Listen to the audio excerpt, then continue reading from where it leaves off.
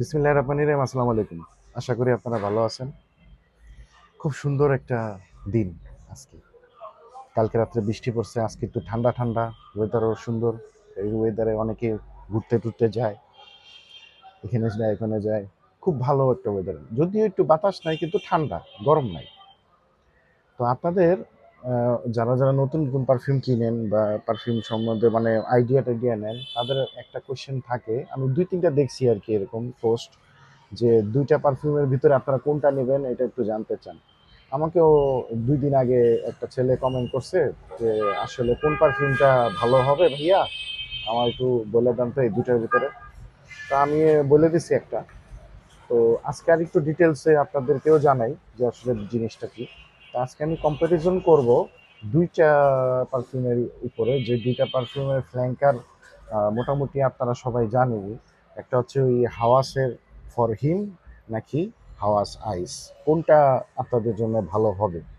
আজকে আমি কিছু টপিক টপিক নিয়ে আলোচনা করব, আপনাদেরকে কিছু বলবো যেটা হয়তো বা অন্য কোনো জায়গায় আপনারা শুনেন নাই, অন্য কোনো ইউটিউবার বা রিভিউয়ার আপনাদেরকে বলে নাই, এরকম কিছু আমি আপনাদেরকে বলবো যাতে সুবিধা হয় আপনাদের জন্য কিনা। সো ভিডিওটা শুরু করি। জিনিসটা হচ্ছে যে এইটা হলো হাওয়াস আইস, আর এইটা হচ্ছে হাওয়াস ফর হিম, ওজি, যেটা হাওয়াস, যেটা প্রথমে রিলিজ হয়েছিল। এইটা আপনার 2015 দিকে রিলিজ হয়েছে।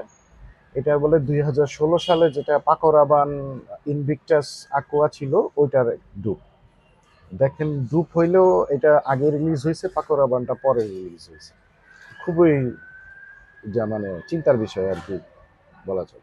কিন্তু এটা কোনো অংশে পাকোরাবান থেকে কম না, বলা যায় সেমই, কারণ এটা খুবই ভালো পারফর্ম করতো তখন।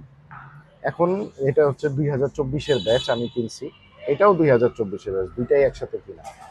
এখন আপনাদের মতো আমি যখন কনফিউশনে ছিলাম যে আসলে কোনটা নিব, এইটা নিব না এটা নিব, আমিও মানে অনেক ইউটিউব ঘাটছি, দেখি যে এটা বলে 50% মানুষ বলে এটারে কিনতে, আবার 50% মানুষ বলে না এটা ভালো। তো অনেক অনেক কনফিউশনে থাকা পরে আমি চিন্তা করলাম যে না, শালা দুইটাই নিয়ে নিই, দেখা যাক কি হয়, যা আছে কপাল, এই অবস্থা। তো এই দুইটাই নিয়ে নিছি।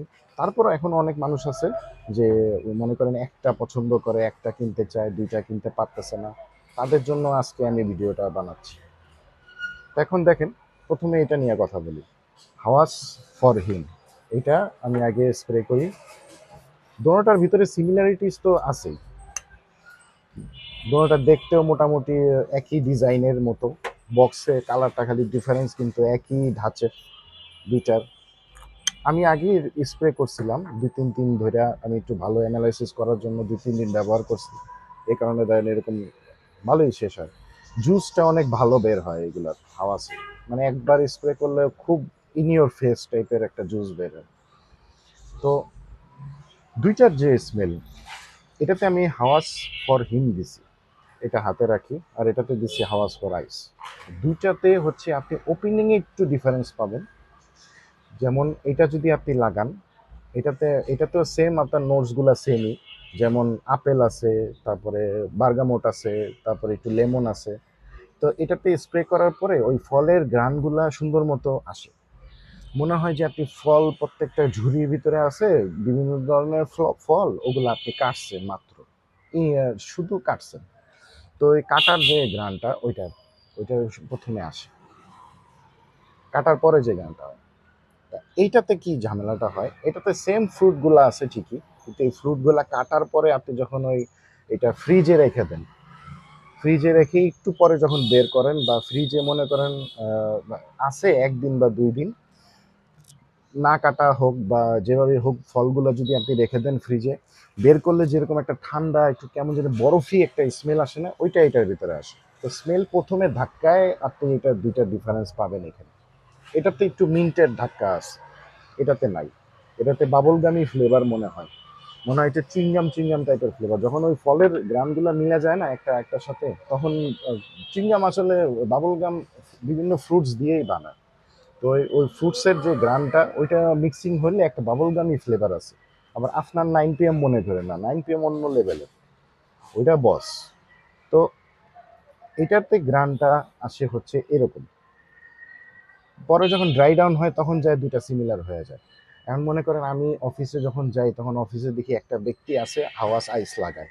এখন যাদের নোজ মনে করেন আপনার বেশি ম্যাচিউরড না, তা সে ধরতে পারবে না যে হাওয়াস লাগাইছে না হাওয়াস আইস লাগাইছে, কিন্তু আমি ধরতে পারি, কারণ আমার কাছে মনে হয় যে গ্রানের ভিতরে একটু বরফ, একটু ঠান্ডা ঠান্ডা, মানে জমা জমা একটা গ্রান আছে, যেটা এটার ভিতরে আমি পাই। মানে দিলে কেমন জানি লাগে, মনে হয় সামথিং ইজ, মানে কোল্ড ওয়েদারের মধ্যে, মানে winter is coming, game of Thrones টাইপের একটা কিছু ফিল আসে আমার এটার ভিতরে। তা আমি এটার ভিতরে পাই। এই ডিফারেন্সটা ছাড়া এই ডিফারেন্সটা ছাড়া আমার কাছে মনে হচ্ছে যে অন্য কোনো ডিফারেন্স নাই। ড্রাই ডাউনে তো সেমই পার্সেন্ট, লংজিভিটির একটা ডিফারেন্স আছে, এইটা বেশি লাস্ট করে, কারণ এটা নতুন নতুন আসছে, 2024-25 এরকম সময় আসছে। আর এটা তো পুরাতন, আগের ব্যাচগুলা বেশি লাস্ট করতো, এখন আবার বানানো শুরু করছে হাইট দেখা। তো এটা আর শেষ হইতেছে না, এটা বানাইতেছে অনেক পারফিউম আছে, 1990 সালের পারফিউমও এখনো আপনার আসে, আর আসায় এখনো 2026 সালে পাওয়া যায় নতুন ব্যাচ। তো ওটা সমস্যা নাই, কিন্তু সমস্যাটা হচ্ছে যে আগের মতো পারফরমেন্স পান না, এটাতে আগের মতো পারফরমেন্স পাওয়া যায় না। তারপরও এটা আমার প্রায় 6 থেকে 7 ঘন্টা লাস্ট করে আমার শরীরে। আর প্রজেকশন তো ভালোই আছে, প্রজেকশন আপনার প্রায় কি বলে 3-4 ঘন্টা, 3 ঘন্টা হয়, 3 ঘন্টা 4 ঘন্টা যায় না, 3 ঘন্টার মতো ভালো প্রজেকশন পাওয়া যায়। আর এইটা হচ্ছে গিয়া মানে ফ্রুটি ফ্রুটি স্মেল, তো সব জায়গায় ইউজ করা যাবে, সব খুব ম্যাসে পিলিং, এটা খুব ভালো স্মেল, মানে খারাপ লাগে না। যদি একটু বেশি গ্রান আসতে থাকে তখন খুব ভালোই লাগে গ্রানটা। এটাতে ক্ষেত্রে হয় কি, এটার গ্রানটা অনেক এয়ারি, মানে আপনি শরীরে এক জায়গায় দিচ্ছেন, অন্য পাশ থেকে মানুষের গ্রান শুনলে পাবে। তারপর আবার দেখা যায় যে আপনি রুমে ঢুকছেন, বের হয়েছেন, তখন ওখানে একটা মানে থাকে, একটু গ্রানের মতো থাকে ওখানে, বোঝা যায় যে না এখানে হাওয়া সাইজ লাগায় কেউ আসছিল, এরকম একটা কিছু। রুমের আশেপাশে এটা ছড়ায় যায় খুব ভালো। এইটা এয়ারিটা একটু কম। আগের ব্যাচগুলো হয়তো বা এয়ারই ছিল, আমি জানি না, এখন 2024-এর ব্যাচের কথা বলতেছি আমি। তো এখন যেহেতু 2026 সাল, আপনারা যদি চিন্তা করেন এই দুইটার থেকে কোনটা নেবেন, তাহলে আমি বলবো হাওয়াস আইসটা নিতে। যদি আপনার কাছে মানে আপনি যদি লংজিভিটি প্রজেকশন চান, আর আপনি যদি চান যে না আমি আমি একটু সেন্ট প্রোফাইলটা ভালো চাই, বরফের স্মেল অনেকে মানে একটু কেমন জানি লাগে অনেকের কাছে, অনেকের পছন্দ হয় না, আমার কাছে ভালোই লাগে, খারাপ না। তো আপনারা যদি চান যে না আমি ওইরকম স্মেল নেবো না, আমি একটু মাস এপিলিং একটা সুন্দর স্মেল নিব, তাহলে এটা নেবেন। এটা ভালোই, খারাপ না। এটা একটা জায়গায় থাকলেও কেউ যদি আপনাকে জড়ায় ধরে কোলাকুলি করে, হ্যান্ডশেক করে, তখন সে আপনার কাছে একটু 1 to 2 ফিটের দূরত্বে এটা গানটা পাবে। আর এটার আপনার 1 to 2 ফিট লাগবে না, আপনি মনে করেন বসে রয়েছেন একতলায়, দোতলায়ও গ্রাম চলে যাবে, এটার এত ভালো, বিস্ট মোড ভালো, নতুন তো ভালোই পারফর্ম করে। মেন্সারেট করা থাকলে বা না করা থাকলেও সমস্যা নেই, এটা আউট অফ দ্য বক্স আসাসি হাওয়াস অলওয়েজ পারফর্ম করে, এটা মেন্সারেট করার প্রয়োজন পড়ে না।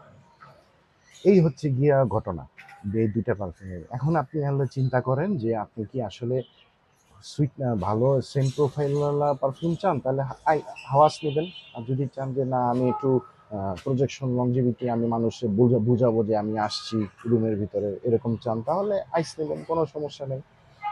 দোনোটাই অ্যাভেলেবল আছে মার্কেটে, যেটা পছন্দ হয় ওটা নিয়ে নেবেন। এখন আসি আমার ফেভারিট কোনটা, যদি আমাকে বলে আমি বলবো আমার ফেভারিট এটা হাওয়াস। 2024-এর হইলেও আমার কাছে এটা অনেক ভালো লাগে, এটা খুবই সুন্দর লাগে আমার কাছে, এটার স্মেলটাও খুব ভালো লাগে। মানে আপনি দেখেন একটা জিনিস আমার কাছে, আমি কিন্তু আপনার 9 PM এর সিরিজে 9 PM অরিজিনালটা যেটা ওইটাই পছন্দ করি, অন্য কিছু কিন্তু আমার কাছে ভালো লাগে না। 9 PM লেভেলও আমার কাছে অতটা ইয়া লাগে না, কারণ অরিজিনালটার স্মেল আসলে সেই রকমই ভালো। এখন এই দুটো হচ্ছে কি মিডল ইস্টার্ন কোম্পানির, ইয়া মিডল ইস্টার্ন কোম্পানি হাওয়াস, দুবাইয়ের ব্র্যান্ডের।